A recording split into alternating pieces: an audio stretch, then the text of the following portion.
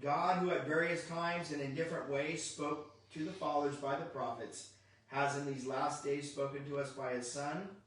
And if you skip to verse 3 in chapter 1 of Hebrews, it says, who being the brightness of his glory and the express image of his person. Hebrews starts out with the superiority of Christ over the prophets. Which of the prophets were ever described, let alone actually possessed the brightness, the radiance, the extreme brilliance of God's glory? How many prophets ever were described that way, let alone had that? Zero, right? Not a single one. But let me take you real quick to a passage in Mark chapter 9, verses 2 through 7. We're just going to read through it. You can turn there if you want. Mark 9, 2 through 7. Now after 6 days, Jesus took Peter, James, and John and led them up on a high mountain apart by themselves, and he was transfigured before them. His clothes became shining, exceedingly white like snow, such as no launderer on earth can whiten them. And Elijah appeared to them with Moses, and they were talking with Jesus.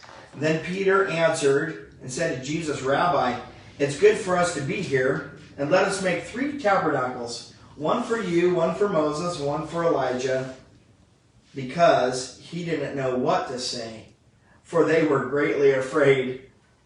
And at this point in the scene, God the Father, he steps in and he speaks, and what does he say?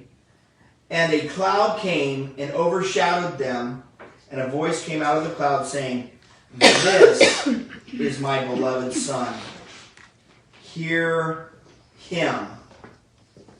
The time for speaking his revelation through the prophets, through Moses, through Elijah, had passed. The fullness of time had come. The final complete revelation was standing right there in their midst. In these last days, he has spoken to us through his Son. Right? That's what the writer of Hebrews says, that Jesus was the brilliance, the radiance, the brightness of the glory of God. And Peter, James, and John, they got to have a glimpse of that in the flesh on the Mount of Transfiguration, when Jesus showed them for a moment his eternal glory, and they were greatly afraid. Right? It was an awesome moment.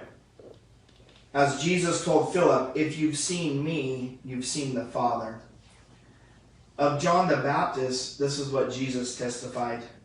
For I say to you, among those born of women, there is not a greater prophet than John the Baptist. So talking about the ministry of the prophets to the fathers, right? He was the forerunner of Christ, and Jesus said of him, among those born, no one has risen greater than John the Baptist. That was his testimony. And what was the great prophet's testimony of Jesus? I'm not even worthy to untie his sandal strap. And John was the greatest. So John is the representation of all those who preceded, who came, and God spoke through to the fathers. And the greatest of them said, I'm not even worthy to tie Jesus' shoe or untie it. He said, I must decrease, he must increase. The superiority of Jesus over the prophets.